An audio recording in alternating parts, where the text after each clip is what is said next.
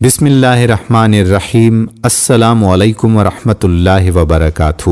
راہ حیات کے پیارے دوستو، ہم امید کرتے ہیں کہ آپ خیریت سے ہوں گے۔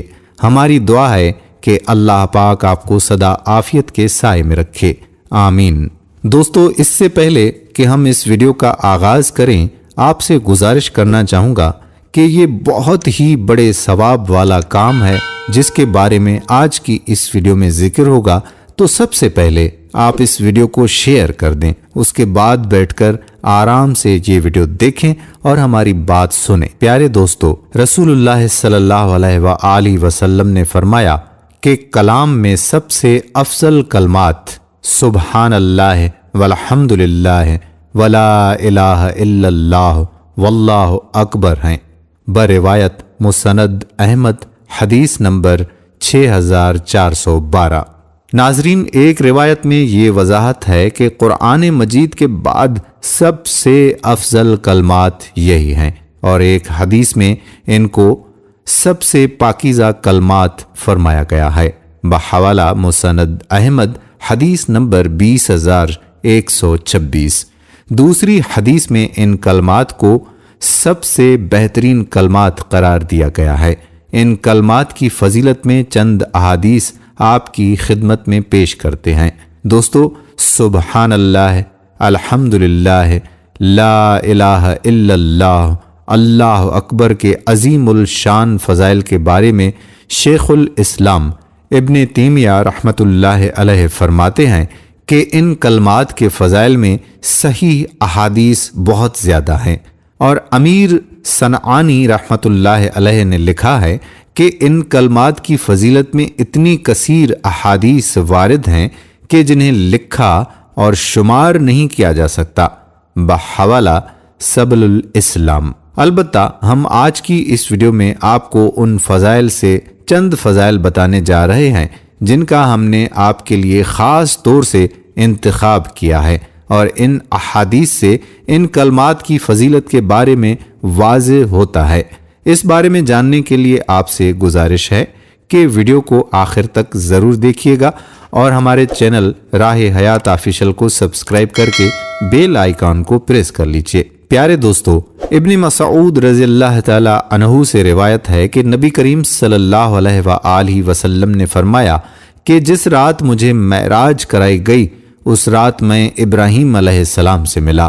ابراہیم علیہ السلام نے فرمایا، اے محمد صلی اللہ علیہ وآلہ وسلم، اپنی امت کو میری جانب سے سلام کہنا اور انہیں بتانا کہ جنت کی مٹی بہت اچھی زرخیز ہے، اس کا پانی بہت میٹھا ہے، وہ چٹیل میدان ہے، اور اس کی باغبانی سبحان اللہ والحمدللہ ولا الہ الا اللہ واللہ اکبر ہے، بروایت صحیح ترمذی۔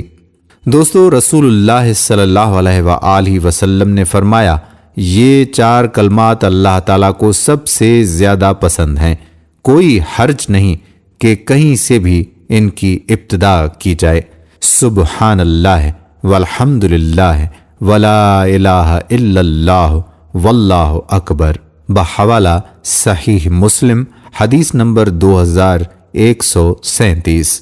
رسول اللہ صلی اللہ علیہ وآلہ وسلم نے فرمایا، ساری کائنات سے کہ جس پر سورج طلوع ہوتا ہے مجھے یہ زیادہ پسند ہے کہ میں سبحان اللہ والحمدللہ ولا الہ الا اللہ واللہ اکبر کہوں، یعنی اللہ پاک ہے، ساری تعریف اللہ ہی کے لیے ہے، اور اللہ کے علاوہ اور کوئی معبود برحق نہیں، اور اللہ ہی سب سے بڑا ہے، بحوالہ صحیح مسلم، حدیث نمبر 2695۔ رسول اکرم صلی اللہ علیہ وآلہ وسلم نے فرمایا، زمین پر جو کوئی بھی بندہ لا الہ الا اللہ واللہ اکبر وسبحان اللہ والحمدللہ ولا حول ولا قوت الا باللہ کہے گا تو اس کے چھوٹے چھوٹے گناہ بخش دیے جائیں گے، اگرچہ سمندر کی جھاگ کی طرح ہی بہت زیادہ کیوں نہ ہوں، بحوالہ مسند احمد، حدیث نمبر 6479۔ اور جامع الترمذی حدیث نمبر 3460۔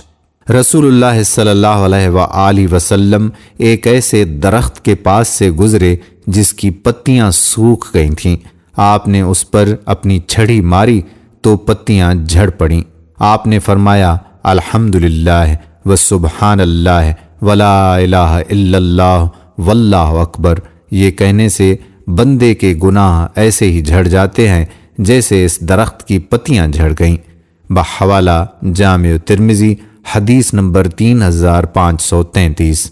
نبی کریم صلی اللہ علیہ وآلہ وسلم نے فرمایا اپنا بچاؤ یعنی اسلحہ ڈھالیں تھام لو۔ صحابہ کرام رضی اللہ تعالی عنہم اجمعین نے عرض کی یا رسول اللہ صلی اللہ علیہ وآلہ وسلم، کیا دشمن آ گیا ہے کہ ہم اپنے ہتھیار اور بچاؤ اختیار کر لیں؟ آپ صلی اللہ علیہ وآلہ وسلم نے فرمایا دشمن تو نہیں آیا، لیکن تم جہنم سے اپنا بچاؤ اختیار کر لو، اور وہ یہ ہے کہ تم کہو سبحان اللہ والحمدللہ ولا الہ الا اللہ واللہ اکبر۔ بحوالہ مستدرک الحاکم حدیث نمبر 1985۔ کیونکہ یہ چیز آگے قیامت کے دن کام آنے والی اور نجات دلوانے والی ہوگی، اور یہی باقی رہنے والی نیکیاں ہیں۔ پیارے دوستو، سیدہ ام ہانی بنت ابو طالب رضی اللہ تعالی عنہا بیان کرتی ہیں کہ رسول اللہ صلی اللہ علیہ وآلہ وسلم میرے پاس سے گزرے۔ میں نے کہا اے اللہ کے رسول صلی اللہ علیہ وآلہ وسلم، میں بوڑھی اور کمزور ہو گئی ہوں، آپ مجھے ایسا عمل بتائیں جو میں بیٹھ کر کر سکوں۔ آپ صلی اللہ علیہ وآلہ وسلم نے فرمایا 100 دفعہ سبحان اللہ کہا کرو، یہ ذکر تیرے لیے اسماعیل علیہ السلام کی اولاد کے ان 100 غلاموں سے بہتر ہے جنہیں تو آزاد کرے۔ 100 دفعہ الحمدللہ کہا کرو، یہ ذکر تیرے لیے ان 100 زین شدہ اور لگام شدہ گھوڑوں سے بہتر ہے جن کا تو اللہ کے راستے میں صدقہ کرے۔ 100 دفعہ اللہ اکبر کہا کرو، یہ ذکر تیرے لیے اللہ تعالیٰ کے ہاں مقبول ان 100 اونٹوں سے بہتر ہے جنہیں مکہ میں ذبح کیا جائے۔ 100 دفعہ الا اللہ کہا کرو، یہ ذکر آسمان و زمین کے درمیانی خلا کو ثواب سے بھر دے گا، اور اس دن اس عمل کے مقابلے میں کسی کا کوئی عمل نہیں ہوگا جو آسمان کی طرف بلند ہو سوائے اس آدمی کے عمل کے جو تیری طرح کا عمل کرے۔ دوستو، اب خود ہی اندازہ لگا لیں کہ اس جیسا ثواب اگر ہم حاصل نہ کریں تو یہ ہماری کم نصیبی کے علاوہ کیا ہو سکتا ہے۔ سیدنا ابو سعید خدری رضی اللہ تعالی عنہ اور سیدنا ابو ہریرہ رضی اللہ تعالی عنہ سے مروی ہے کہ رسول اللہ صلی اللہ علیہ وآلہ وسلم نے فرمایا بے شک اللہ تعالی نے 4 کلمات پسند کیے ہیں، سبحان اللہ، الحمدللہ، ولا الہ الا اللہ واللہ اکبر۔ جس نے سبحان اللہ کہا اس کے لیے 20 نیکیاں لکھی جائیں گی اور 20 برائیاں معاف کر دی جائیں گی۔ جس نے اللہ اکبر کہا اس کے لیے بھی اتنا ہی ثواب ہوگا۔ جس نے لا الہ الا اللہ کہا اس کے لیے بھی اتنا ہی اجر و ثواب ہوگا، اور جس نے اپنے دل سے الحمدللہ رب العالمین کہا اس کے لیے 30 نیکیاں لکھی جائیں گی اور 30 برائیاں معاف کر دی جائیں گی۔ یعنی یہ 4 کلمات صرف ایک مرتبہ پڑھنے سے 90 نیکیاں ملتی ہیں اور 90 گناہ معاف کر دیے جاتے ہیں۔ اور طبرانی کی روایت ہے کہ جو شخص سبحان اللہ والحمدللہ ولا الہ الا اللہ واللہ اکبر پڑھتا ہے تو ہر ایک کلمے کے بدلے میں اللہ تعالیٰ اس کے لیے جنت میں ایک درخت لگا دیتا ہے۔ دوستو، کتنے آسان کلمات ہیں اور ان کا اجر و ثواب کس قدر زیادہ ہے کہ اللہ کے نبی صلی اللہ علیہ وآلہ وسلم نے ان کلمات کی ترغیب کے لیے مختلف انداز میں مختلف فضائل و برکات ذکر فرمائے ہیں تاکہ ان کلمات کی کثرت کی جائے۔ لیکن افسوس کہ آج ہر کوئی دنیا میں اس قدر پھنسا ہوا ہے کہ کسی کو فرصت ہی نہیں ملتی کہ ان فضائل کے حصول کی کوشش کی جائے۔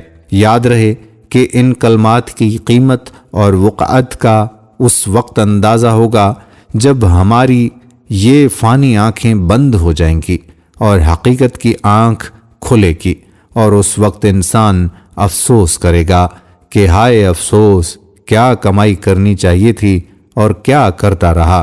اس وقت ایک ایک نیکی کی قدر انسان کو معلوم ہوگی۔ اس لیے ہمیں چاہیے کہ ان کلمات کی کثرت کی جائے اور اسی کے فضائل و برکات اکٹھے کیے جائیں۔